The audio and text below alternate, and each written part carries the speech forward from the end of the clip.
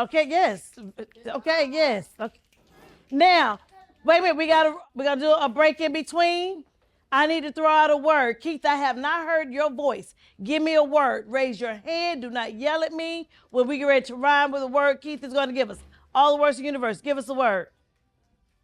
Making a difference in the community is something that I tell the ladies that tutor with me after school. That's our number one goal. When we get ready to go start our day, is we need to make sure that we have done what we call our thing.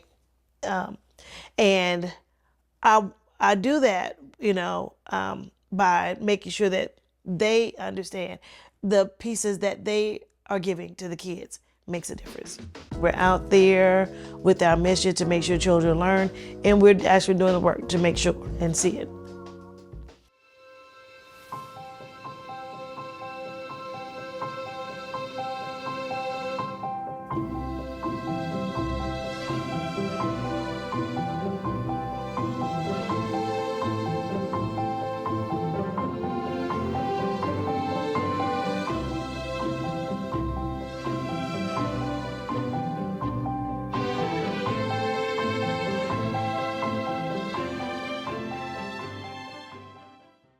My name is Cheryl Jones-Allie.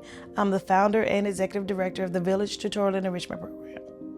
I am an educator of over 20 years. I started working in local city districts in '96 as a teacher assistant because I wanted to see how things changed over the years with kids in the school system, and then graduated, became a teacher.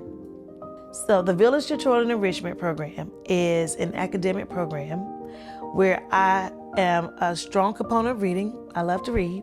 So my children have to read, but they have to master reading. I also want to make sure that children are great in math. So what we do is we remediate children in reading and math. But because of all the trends that's going on and what they need in a global society that's filled with technology, they need to understand a lot in science and a lot in technology. I want to give them engineering experiences, but I also want to be able to do something with art. Just for the main idea, they need to learn their core subjects. They have to be enriched in those other sciences that they need. But I need for them to understand too, to go back out with what they learned and give back to somebody. Before I started the Village Tutorial, I was always working towards what was best for my students, working on what was best for being mommy at home, working what was best for being the best wife I could possibly be. So I never really went out in the community, did as much then as I do now. Any of the aspects that I may have done outside in the community would have been to expose my children to volunteer work. But as far as myself, I did not before the Village. I grew up here in Atlanta. I was born at the end of the 60s, going into the 70s. Civil rights movement, watching a lot that changed in the city. Now, as I grew older, I understood, I realized that the mindset of a lot of people did not change. Only society and their rules did. I knew I wanted to be a teacher at the age of 9. I've always felt like that children deserve the best education that they could possibly get. Over the years, with things that change with our society, things that change in school structures and how children are being educated, I would always have to work with those that are having the results of those changes. That thought of me, like always wanting the best for kids, that has never changed. So it was always making sure that the latest trend in technology is being learned from them, or making sure that they could always read a new author as well as read old authors. So it was always, I guess for me, making sure that those inequities that exist in schools are fair for everyone. Children weren't being treated fairly in school. From the school where I felt like that I grew up, some of the schools that we all went to in some of the high schools, some experiences that some of my friends would have going to college, it hasn't always been the fairest playing field for everyone to succeed. When I was 9 years old, I transferred to a different school in Atlanta, and it was on a really rough side of town. And when I walked in, the teacher had to be one of the meanest people I've ever seen. She was mean. And I said, children don't deserve that. So it was my wanting to be a teacher was because of a bad teacher that I had. And we've all had some, you know. It's fine, they're humans. They probably were doing the best that they knew to do. So for that reason, you know, there's some forgiveness there. But I knew that there were a lot of people in my classroom who didn't want to be there either. We just made it through the year. So I knew at 9, yes, I would become a teacher and I want to do better.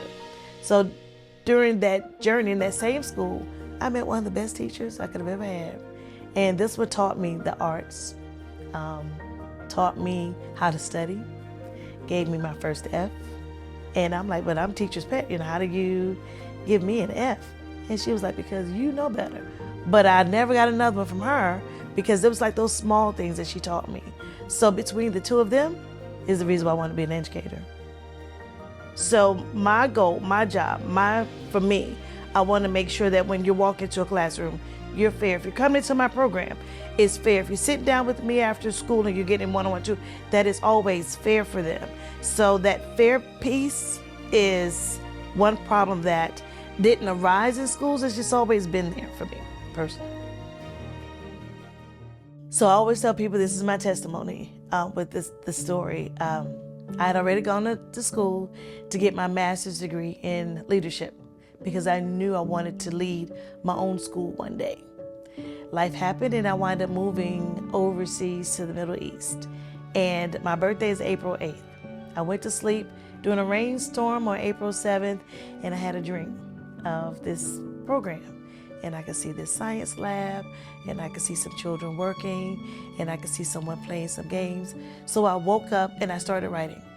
And we're on vacation, we're on spring break, and my son says, Mommy, you've been writing all day, what are you writing? And I said, I saw the program. I saw my next assignment. And I wrote the whole day, and I'm still celebrating because now it is my birthday. But I tell people, I said, that was my birthday gift from God. He gave me that in my sleep. I woke up and I've been writing and working on it ever since. So then the next part for me was being overseas. I could see the children that we lived around. And they had to be some of the happiest kids I've ever seen. They were all different faiths. They were from different places around the world. They were different races, but they saw each other. I believe that once kids get to experience other people and other practices, and they would share their dinners and share their ideas, it makes them less prejudiced.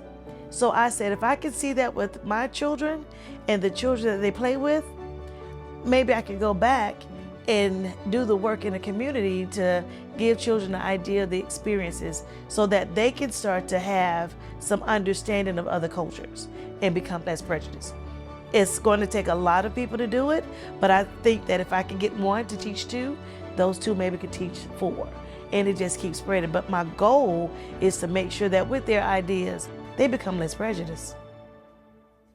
I moved back home from the Middle East with the idea that I wanted to start an after-school program. Were we ready to leave the Middle East? No, not at all. But I did have some friends that sat down beside me and they said, it's time for you now to go do your next assignment. God did not give you this idea to sit and play with us on the weekends.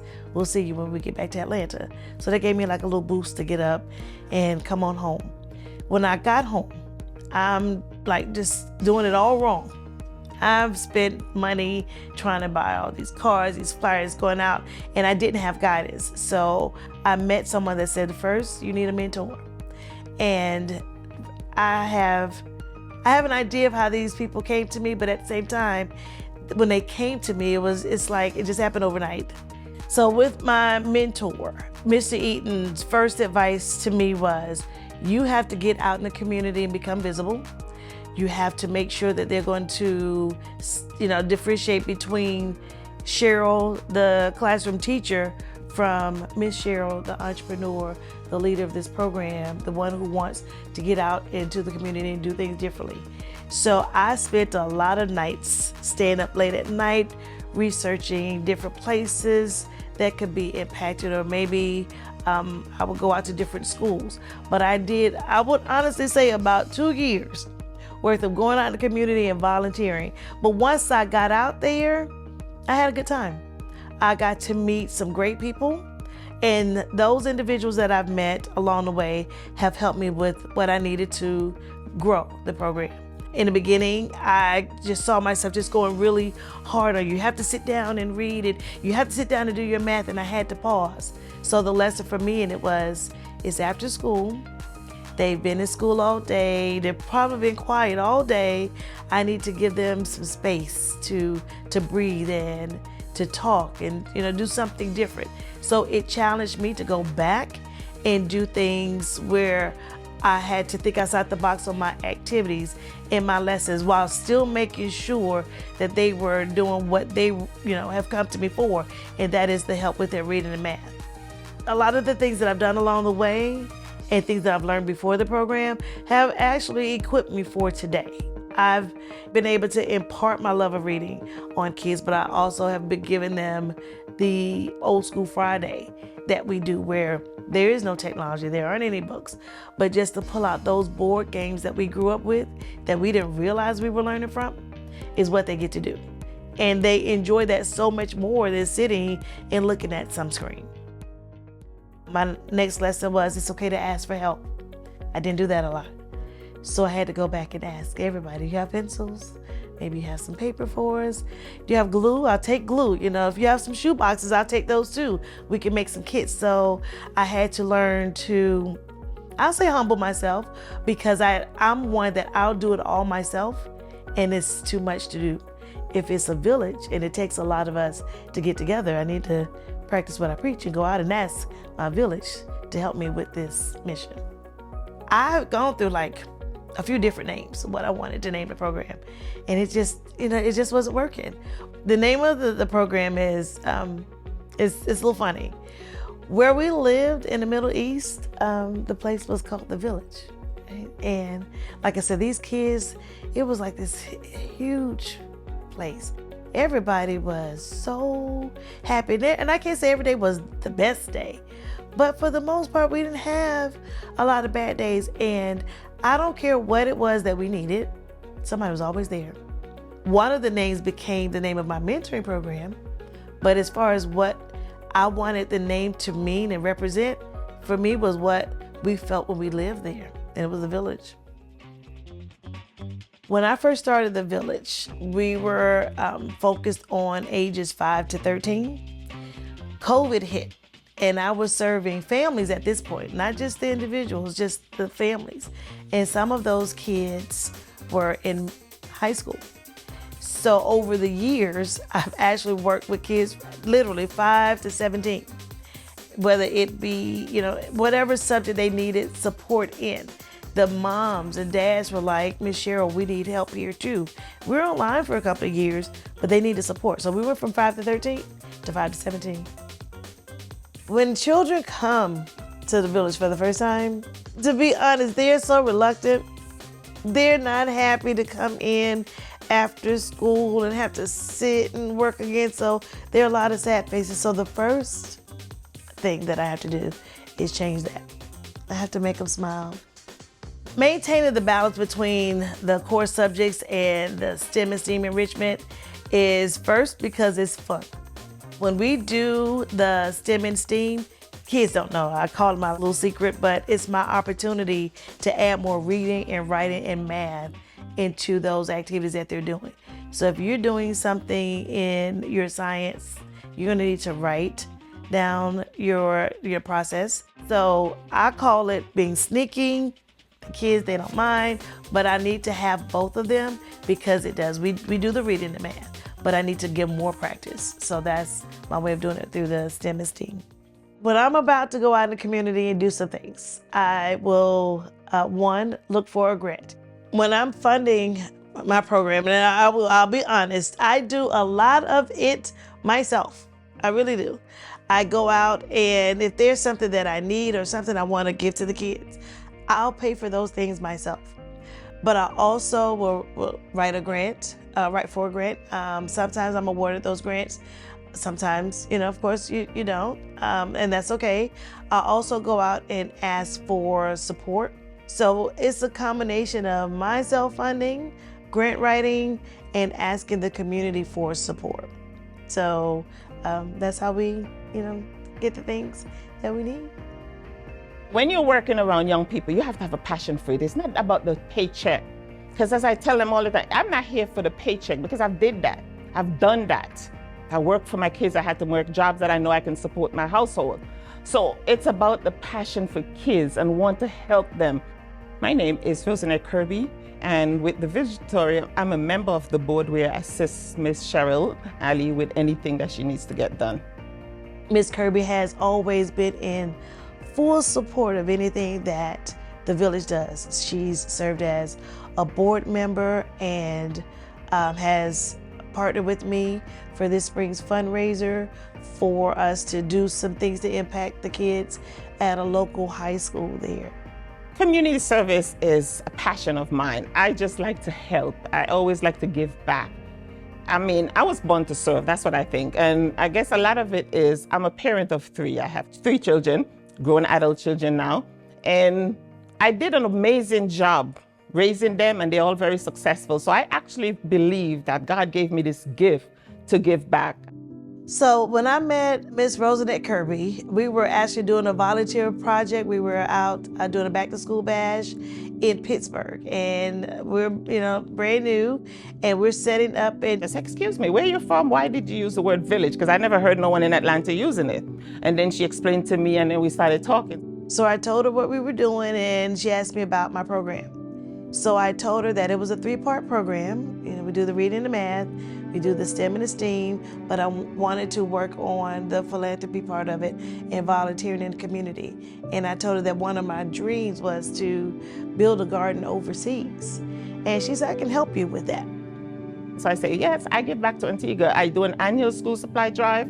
That's where I'm from. And I do a lot of toiletries. And one year I actually took 20 doctors to Antigua and Barbuda, where we were setting up clinics to help the people, different village. Every day we set up in a different village and we're just helping the people. So when I tell her all this, she was like, oh, wow. She said, my country of Antigua can, welcome you guys over and help with that project.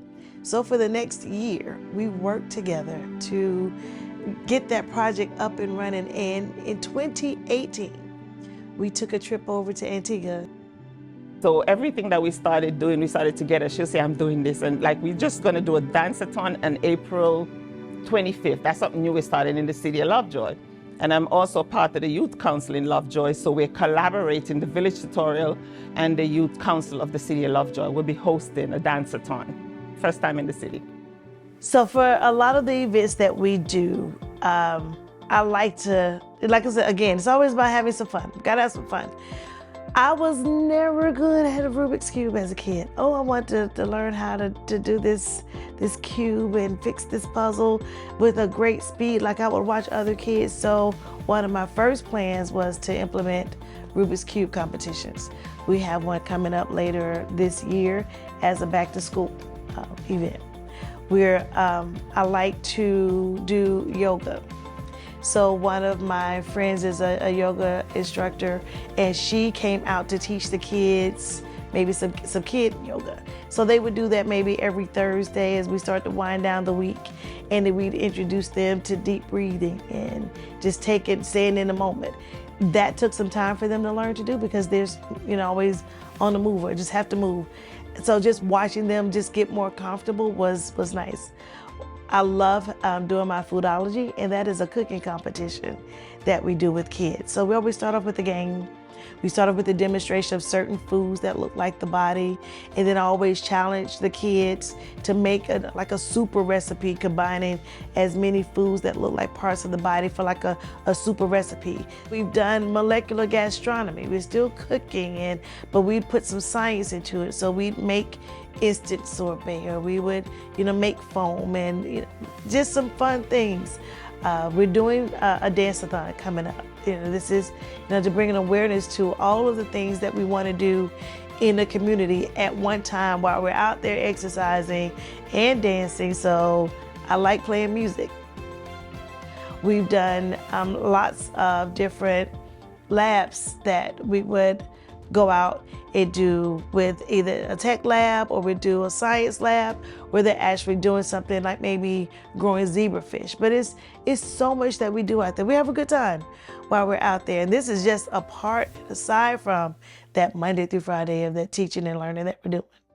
We have the robotics competition, and that's her alley. I'm just there to support, where they'll give the kids a topic and say, do some research. And then after they do their research, okay, build a robot to explain that. Like we do a lot about gardening, stuff like that. And they'll come and they'll compete. So Mr. Bart is one of the directors at the Johnson STEM Center. And there was a friend that said, hey, have you ever heard of this place? I said, no. He was like, Lonnie Johnson has a STEM center down here. He's having a robotics competition. Let me, bring you in with me. So I walked around and he introduced me to Mr. Bart. And Mr. Bart would look at me. And he smiled, and I'm telling him that I want girls to, have this robotics program with me. And this is the name of my girls' league. It's Kabila Bots. And I'm setting it up. And he said he heard all this excitement in my voice. And he decided to purchase all of my robots for me. And he also helped us get started because he found out that I was paying for a lot of things myself. He said, no, sweetie, I'll take care of that for you. So my first registration fees, he would do all these things for me and has been in support of everything that the Village does. I've had over the years students that would write letters and say thank you and would just make me cry. I've had some parents to come back and say, my child still can multiply just like that because of how you taught them. So when the community comes back to me and tell me this is what they remember, what they see, that's the biggest testament to what it is that I do. I want the Village Tutorial Enrichment Program to be the program that, one, people remember. I think about what I want for the program a lot. I want to make sure that when people think of the Village, that you know that it was led by a person who wanted to surround herself with other people who cares about others. I want people to remember that the Village, wanted to just show love to people.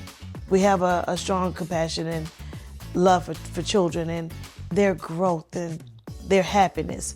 But we want that happiness to be achieved in the way that those kids see their happiness.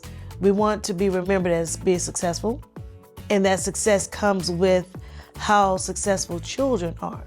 It comes from making sure that if there was something that we could do to touch the lives of not only children, because we encourage them to go out and go help older people, just to be that organization that made a difference in how someone now thinks or reads or feels about other people outside, of their circle.